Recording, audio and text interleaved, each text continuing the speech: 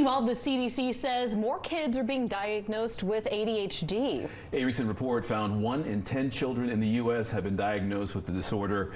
Our Blessing Uchuku shares what health experts say may be the cause of the uptick.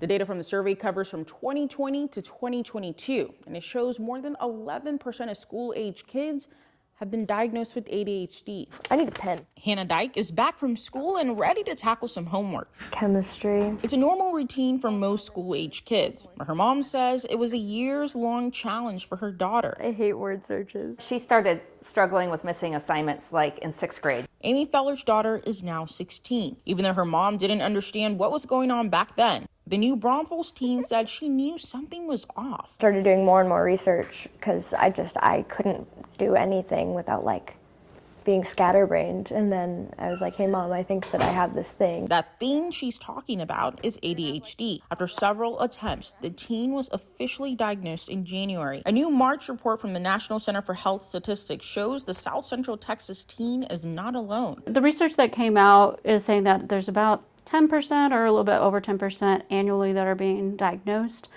with ADHD, especially white boys. Amy Rhodes has been counseling for about a decade. She says girls are often delayed in being diagnosed with ADHD because they're usually trying to be socially appropriate, while boys are usually freer to express their full selves. She says most of her clients have ADHD, an increase she has seen grown since she started her career. Typically what our DSM says is that about 5% of the population has a diagnosis of ADHD. We're seeing a 10% increase, which tells me that it's on the rise. Rhodes believes 3 factors are responsible: the pandemic, diet, and more awareness. Despite more people knowing about ADHD, some believe there's still a stigma. I talk to a lot of people in the corporate world who won't get a diagnosis because they don't want that associated, because they're like, I will not get hired. That's why Stephanie Scheller created a space for people who have ADHD, like herself, through her company Grow Disrupt.